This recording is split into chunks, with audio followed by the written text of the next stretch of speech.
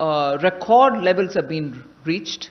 If in financial year 18, 77,000 odd amount was collected, 77,000 crores, now it's crossed 1,21,000 crores. That's about record recovery levels. Then the gross NPAs, I want particular attention to be drawn of the media for this. Gross NPAs have come down. So in December 2018, if you had 8.65 lakh crores, now the asset quality has improved, NPAs have come down, and the level at which they are today is only 7.90 lakh crores. The next is the provisional coverage ratio.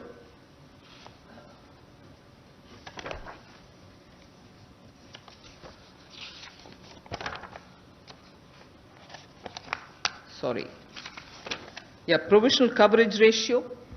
You can see in the chart which is given, the highest in the last 7 years has happened, 75.3%. This is already existing under the NPA. Complementary is provided for, right? So highest level is being provided for by 75.3%. One particular thing I'd like to draw your attention on the gross NPAs is the figures come down from 8.65 lakh crores to 7.90 crores. I make it a point to repeat this because in the recent past I had seen reports which were misleading. I hope this picture clarifies the actuals for you. Enhanced profitability, again very important. Of a total 18 public sector banks, 6 public sector banks alone had enhanced profitability when we were talking about it in the fourth quarter of year ending 19. Whereas now, when we are talking about the first quarter of the financial year ending 20, we are talking about 14 public sector banks in profit, as against 2 in the financial year of 18. So of the 18 public sector banks, 14 are in profit earning situation.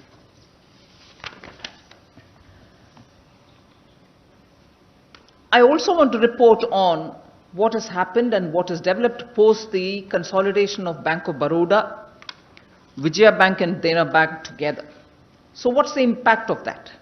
What have we gained out of it? I just want to put that before you. We've actually had wide-ranging benefits. Wider offerings and enhanced customization has happened. Operations rationalized much more than before. Verticalization initiated. Very important, just no retrenchment of any staff. Very important again, admin staffs have been redeployed for business, which means the core function of the business improves, and best practices were replicated everywhere. And when I say this, and I insist saying this, because if there was one feature which was very good in one of the 3 banks as regards human relation management, that was copied for the rest of them also. Similarly, when all of them came back together, every best practice which prevailed in this bank or that bank or the third bank were all replicated for everybody's benefit. So best practices of each bank has been absorbed for the collective gain. So that's very important there. So significantly in terms of numbers, if you want to say, the CASA growth has been robust post the merger. 6.9% has been increased, and when CASA grows, it's better for the bank because they have more liquidity and they have better credit availability for themselves. So the amount in crores is given there, 2,87,000 crores in June 2019. So this consolidation of Bank of Baroda, Vijaya Bank and Dena Bank actually has resulted in good outcomes. The next is strong retail loan growth. 20.5% increase in retail loan. Between 2018 June till June 19, there is a 20.5% growth.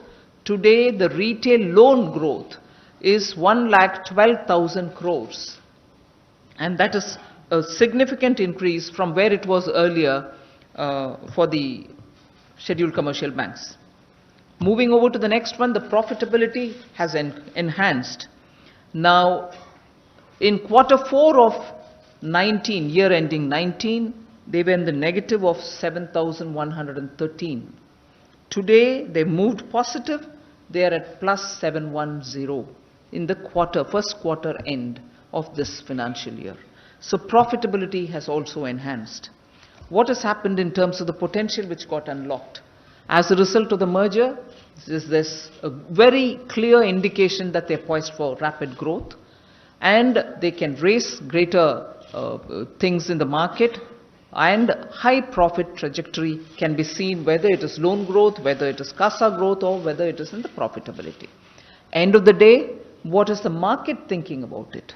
You have at least 38 market analysts who have come on to have one unanimous view that the market capitalization post this merger is expected to touch 51,000 by the time it is August 2020, from where it was 35,000 crores. So April 19 to 2020, within 1 year, that's a kind of improvement and outcome which has happened of the first merger that which took place, Bank of Baroda and so on. So having done 2 rounds of consolidation, along with sustained thrust on recognition, recapitalization, resolution, process reform and so on, what is it that we want to do for the next? I've already said the target is $5 trillion economy that we want to reach, a robust banking system that we want, and for which the steps that we want to take is what we want to reveal today before you. So we are trying to build the next gen banks. So unlocking the potential through consolidation. We are going to be talking a lot about consolidation. Big banks with enhanced capacity to increase credit. Big economy, you need banks which can sustain that kind of a growth potential. And the trajectory has to be maintained from the point of view of the banking facility that we can provide for the people of India. Banks with strong national presence and global reach is what we want.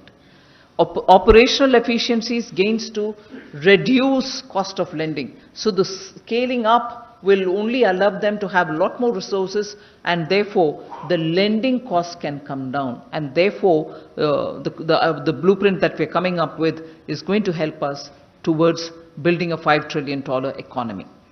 Enhanced risk appetite they can have. Thrust on next gen technology for banking. Technology is an important feature. You'll notice that further we talk about, we've given a lot of mind application for ensuring that the fintech that they operate with are all going to be such that no customer disruptions will happen and enough attention will be taken towards bank and its consolidation. Wider offerings with enhanced customization and better ability to raise resources from the market. So we very quickly give you a complete picture of what kind of consolidation we are going to be doing. The first one, before I start, the large capacity of one bank, the technology-driven capacity of another, and the strong deposit franchise the third has, are all being brought together. So Punjab National Bank, Oriental Bank of Commerce, and United Bank will be brought together, and they shall form the second largest public sector bank with business of 17.95 lakh crores, which is at least approximately 1.5 times that of Punjab National Bank. So that will be the first one that we're talking about. The second largest branch network that is available in India will be of theirs, with 11,437 branches. So the first one that we are announcing is Punjab National Bank, Oriental Bank of Commerce, and United Bank. 3 together. What will this give us? A high CASA and lending capacity combined in consolidated bank. Large cost reduction potential due to network overlaps. Cost saving and income opportunities for the joint ventures and subsidiaries. Most important, the point that I said earlier, we have taken clear care that the platform that they use are compatible. In merging or in bringing together the three banks that we brought down here, we made sure that the technology which is used in this Bank 1, Bank 2 and Bank 3 are compatible, and all the three banks can enable a quick realization of gains without customer disruption, without any disruption to the service that they have to lend. We go to this most important table. The indicators that I would draw your attention to are the CET1 ratio, the CRAR, which is the capital reserve ratio, and also to the net NPA ratio, the three above the category of employees, which is very important for you to notice. And all the three are very critical indicators to tell you that this consolidation in this particular case is absolutely healthy. And we've kept all the Basel norms, RBI's guidelines and the Basel norms in mind, even as we have put these numbers together for you. If you have any questions, we'll be able to answer it later. I don't want to labor on each one of them, but I want to completely give you the confidence that we've applied our mind on the Reserve Bank of India guidelines and also on the Basel norms, which will have to tell us what these numbers ideally should be. We've kept that in mind. I can go further to explain that a bit later. Should we now move to the second? The second which we are consolidating are both banks coming from the south. Canara Bank with Syndicate Bank. They will be the fourth largest PSB with business of 15.20 lakh crores, which means approximately 1.5 times more than the current size of the Canara Bank itself. Third largest branch network in India, they will hold, with 10,342 branches. Large cost reduction potential exists due to the network overlaps. Similar culture to enable smooth consolidation because they come from the same region. Cost saving and income opportunities for JVs and subsidiaries, and therefore immediate, without disruption, continuation of service for all customers. Again, mind application on the point that they both come under similar compatible financial technology that they use. So both are able to quickly realize the gains.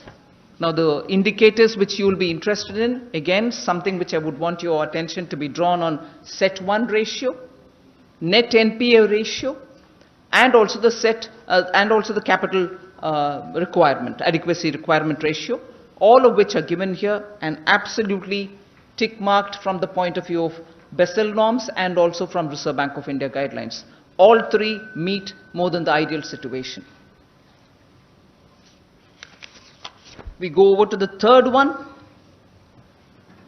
Union Bank of India with Andhra Bank and Corporation Bank. This shall now become the fifth largest public sector bank with business of 14.59 lakh crores, approximately 2 times the size of Union Bank of India.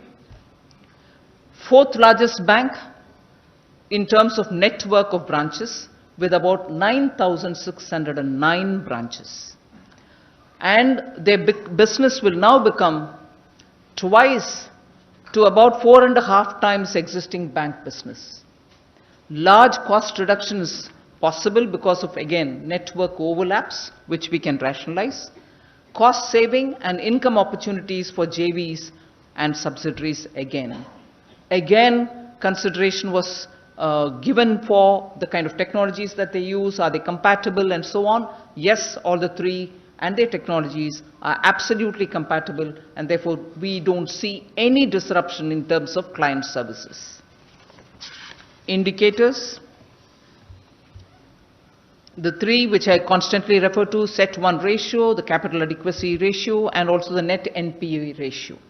In this case, of the three, definitely 2 are more than the ideal. The third one, which is closer to the ideal, will get closer once the consolidation happens, and we shall give special attention even to that.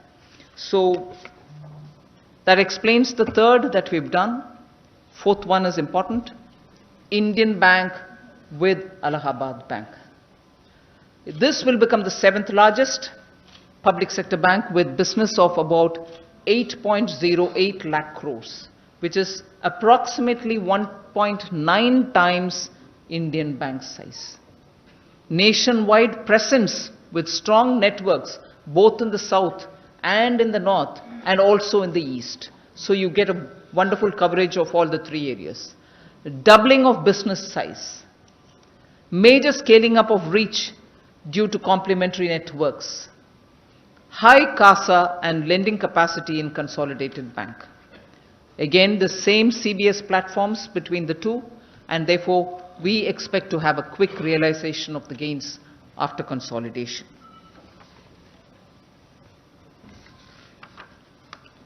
The indicators very clearly, all three are very clearly above board, very much above the ideal that we have. So it's worth noting that the strength is only getting consolidated of these two banks.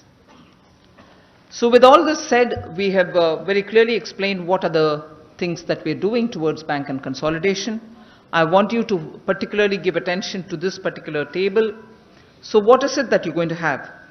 The anchor bank will be Punjab National Bank in the first merger that I announced, where the amalgamating banks are Oriental Bank of Commerce, United Bank of India.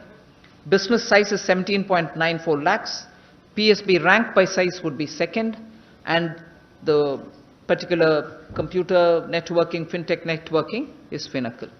Similar, Canara Bank and Syndicate Bank coming together gives us a bank size of 15.2 lakh crores, becoming the fourth largest. iFlex is the system that they use. Union Bank of India together with Andhra Bank and Corporation Bank will become the fifth largest of the banks, public sector banks, with 14.59 lakh crores for their business size. Then Indian Bank with Allahabad Bank reaches the business size of 8.08 lakh crores, will be the seventh largest bank. So we had already talked about SBI amalgamated earlier, Bank of Baroda amalgamated earlier. So the consolidated PSBs for strong national presence and global reach, one of the objectives with which we went about this consolidation plan. So 82% of all PSB business will be with these banks. 56% of all commercial bank business will be with them. We shall continue with two banks which will have national presence. And they are Bank of India with 9.3 lakh crores of business size. Central Bank of India, 4.68 lakh crores, will continue as Central Bank of India. So two of those banks continue to be with national presence, and they continue to flourish in those. With all our support, we'll extend everything else. To strengthen the regional presence, some of these banks continue to have their dominance in regional areas, and they shall continue to be where they are. Indian Overseas Bank will continue their presence largely in South with 3.75 lakh crores. UCO Bank with their presence in the East will continue with 3.17 lakh crores presence. Bank of Maharashtra in the West will continue as it is with 2.34 lakh crores as their business, and Punjab and Sindh Bank in the north, particularly in Punjab area, will continue with 1.71 lakh crores as their presence is very solid. Now, this is something which is a tally which you need to notice. In 2017, when there were 27 public sector banks, today, after today's announcement, this comes down to 12 only. So 12 solidly present, well consolidated, energized, adequately capital endowed banks will now operate to target our 5 trillion economy and give the necessary support for the banking facilities which is so required by our customers today.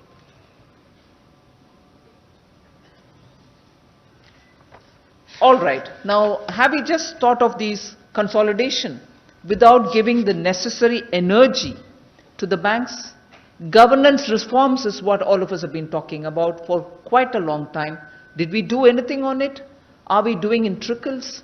Here I'm happy to tell you that we've taken adequate care to consult and take everybody on board much before we are coming out with the announcement on governance reforms in banks.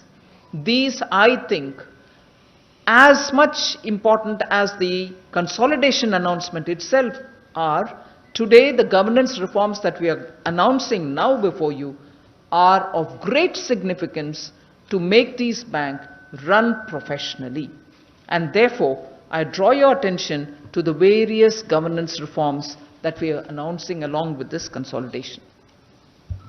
To make management accountable to board committee of nationalized banks to apprise performance of GM, general manager and above, inclusive of MD, will happen. So now it won't be just one person deciding on the appraisal of top officials, it shall be management which shall take these appraisals forward. So it won't be left to the hand of one person. And to make span of control manageable in large PSBs, post-consolidation, that is post today's announcement, boards will be given flexibility to introduce CGM level as per business needs. So we shall allow them to form or take a call on introducing a CGM in their respective banks. And also to recruit, this is very important. Just only State Bank of India probably very recently had this, but to recruit Chief Risk Officer from the market at market-linked compensations.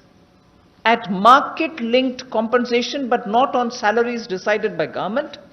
You will have specialized risk officers from the market deciding on what the bank's spread of its activity will be, and they will be adequately empowered to take a call on the decisions of the bank. And then to enable a succession planning, boards to decide on a system of individual development plans for all senior executive positions. What would this mean? It would mean that for each of the senior level position, there will be a set of 2 or 3 people who will also be built so that they get expertise in that area and be ready to, if there is a need, be able to take that position on. Of course, there will be yet another process of recruitment and selection, but at least we will be building capacity so that you have greater number of people who are with specialized skills and experience. So we are at this time itself giving enough material and freedom for them to have a succession planning within banks' boards. To ensure sufficient tenure, boards given flexibility to prescribe residual service of 2 years of appointment of GM and above. So nobody gets appointed for just a month or 2 because they are senior most, but they will, once appointed, be there at least for 2 years so that there's a sense of continuity, and by the time they get to doing something, they're not going to go away. So these are some of the serious governance reforms that we want to bring in. In again, bringing another set of reforms, we want to make sure that the bank's board committee system itself gets strengthened. So flexibility is being given to boards of large public sector banks to enhance sitting fees for non-official directors. They were being paid pittance. So many of these people did not even have an interest being in bank boards as official, non-official directors. Now the boards will be given the flexibility to get the best in the field and give them the pay that they need for sittings. For better board committee functioning, boards given mandate to reduce or to rationalize board committees. In some cases there are very many, in some there aren't as many. So they will be given the complete power to decide what the size should be ideally for them. And for risk management committee, we are giving the mandate to fix accountability, which is what is the main problem. For compliance of risk appetite framework, that is where we are also getting somebody from the market with adequate remuneration, and they will be given enough veto power to take a decision or to veto a decision from being taken. Longer term for directors on management committee boards, because most often, as I said earlier, they spend a short period. By the time they can effectively understand and do something, they're gone. So we are giving them longer term.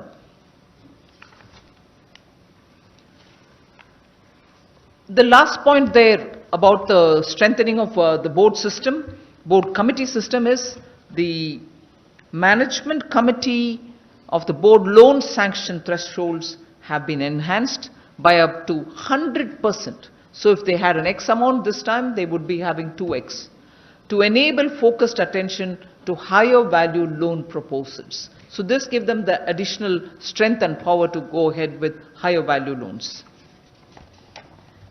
So further on the governance reforms,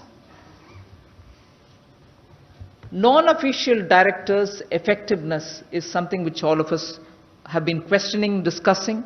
We're trying to bring in some strength there.